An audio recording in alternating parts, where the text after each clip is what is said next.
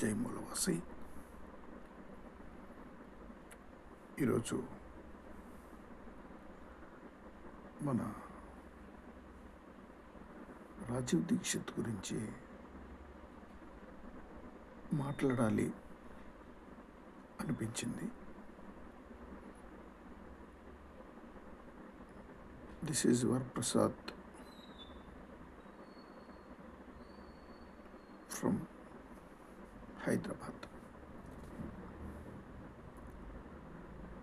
రాజీవ్ దీక్షిత్ ఆలోచనలు ఈ దేశానికి బాగా ఉపయోగపడేటువంటి ఆలోచనలు. 2009లో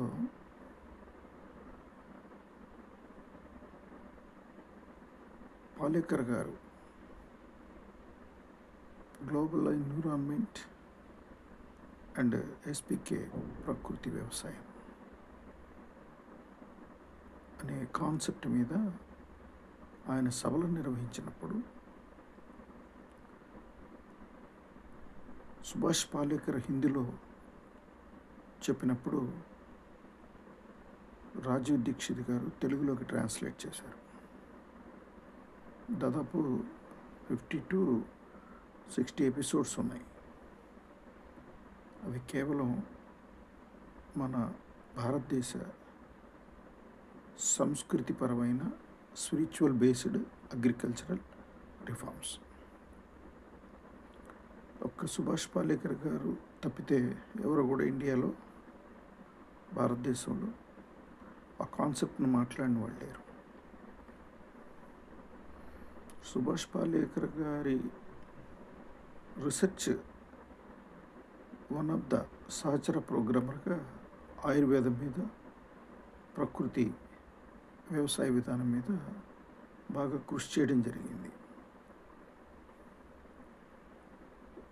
2008-9లో మేము రాజీవ్ దీక్షిత్ గారి ప్రెస్ మీట్స్ కానివ్వండి, పత్రికా ప్రకటనలు కానివ్వండి, భోపాల్ గ్యాస్ ఇష్యూ కానివ్వండి, ఇలాంటివన్నీ కూడా మేము గ్రహించడం జరిగింది. అప్పట్లో ప్రతి సమస్య మీద కొందరు ఉద్యమాలు చేస్తారు. ఆ ఉద్యమాల నేపథ్యంలో చాలామంది స్పందిస్తూ ఉంటారు. అందులో ఒక భాగమే అనుకోవడం జరిగింది. అంటే 2009, 2008, 2010 టైంలో, ఇప్పుడు 2025, అంటే నియర్లీ 16 years బ్యాక్. ఆయనకి 42 సంవత్సరాలు వయసు. మరి ఇప్పటికీ ఈ 16 ఏళ్ళు కలుపుకుంటే 57 సంవత్సరాల వయసు ఉండొచ్చు. ఈ 15 సంవత్సరాలు కూడా మాలాంటి మేధావులందరూ కూడా ఆయన చెప్పే సంభాషణలు వింటున్నాము, వాటిని ఆచరణలో తీసుకురావడానికి ట్రై చేస్తున్నాము. మాలాగా విజ్ఞానాన్ని పొంది ఆలోచనల్ని ముందుకు తీసుకెళ్ళాలి అనుకునేటువంటి వాళ్ళు కొన్ని వేల లక్షల మంది ఈ దేశంలో ఉద్భవించారు. అందులో ఆయన అభిమానిని, ఆయన మేధో సంస్కృతికి ఇష్టపడి ఆయన ద్వారా జ్ఞానం నేర్చుకున్నటువంటి ఒక సహచర మిత్రుడిని కానీ ఆరాధిస్తున్న మనసులో ఆయన సిద్ధాంతీకరణ గ్రహించిన తర్వాత ఈ దశాబ్ద కాలంలో, ఈ 15 సంవత్సరాల్లో అనేక సైద్ధాంతిక ఉద్యమాలు పాల్గొనడం జరిగింది. ఫలితాలు లేని ఉద్యమాలు.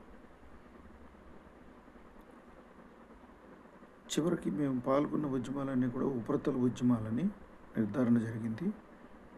తర్వాత ఈ దశాబ్ద కాలం 15 సంవత్సరాలు రాజీవ్ దీక్షిత్ గారి సహచర వర్గంగా కనుక పనిచేసి ఉంటే ఆయన చనిపోయేవాడే కాదు. మాలాంటి మేధావులందరూ నిర్లక్ష్యం చేయబట్టి ఆయన్ని పోగొట్టుకోవడం జరిగింది. 2010 30 నవంబర్ ఆయన ఈ భూమిని విడిచి వెళ్ళిన తర్వాత ఆయన లేని లోటు బాగా తెలిసింది. ఆయన మేధోజ్ఞాన సంపద విలువలు తెలుసుకున్న మేము ఆయన స్థానే పనిచేయాలని కొన్ని వందల మంది భారత్ స్వాభిమాన్ మీద ఈ దేశంలో స్వతంత్ర కార్యసాధన ప్రారంభమైంది. అది throughout all over India, all states. కొన్ని లక్షల మంది ఆయన గురించి ఇప్పుడు మాట్లాడుతున్నారు. రాజీవ్ దీక్షిత్ గారు బ్రతికున్నా ఇంత స్పందన వచ్చేది కాదేమో. అంత గొప్ప స్పందన ఈనాడు దేశం మొత్తం, దేశవ్యాప్తంగా ఒక ప్రకంపన సృష్టించబడుతుంది. ఈ విషయాన్ని యువతంతా కూడా అర్థం చేసుకోవాలి. రాజీవ్ దీక్షిత్ గారి అంతరాత్మలుగా భావించి మేము మాట్లాడతాం. ఇంకా చాలా విషయాలు మాట్లాడతాం. ఆయన హిందీలో ఇచ్చినటువంటి సంభాషణలు దేశవ్యాప్తంగా అనేక రాష్ట్రాల్లో విప్లవాజ్ఞగా రగులుతున్నాయి. ముఖ్యంగా మేము తెలుగు రాష్ట్రాల నుంచి, యునైటెడ్ తెలుగు స్టేట్స్ నుంచి ఒక సామాజిక వర్గం, మేధోవర్గం, స్వదేశీ మూలవాసి సిద్ధాంతకర్తలుగా 15 సంవత్సరాల అనుభవం ఉన్నటువంటి వ్యక్తులుగా మేము ఆయన సిద్ధాంతాన్ని, భారత్ స్వాభిమాన్ సిద్ధాంతాన్ని జీవన లక్ష్యంగా తీసుకుని ఇప్పుడు కొనసాగుతున్నాం. ఇక ముందు రోజు మాట్లాడతాం. Please connect with Swadeshi Bharat Swabhiman Samaj YouTube channel and be with us. Please send to this all opinions to every day minimum 10 members, maximum 100 members. Please convey the people to make subscribe. Swadeshi Swabhiman, Swadeshi Bharat Swabhiman Samaj, Hyderabad. जय राजीव दीक्षित जी,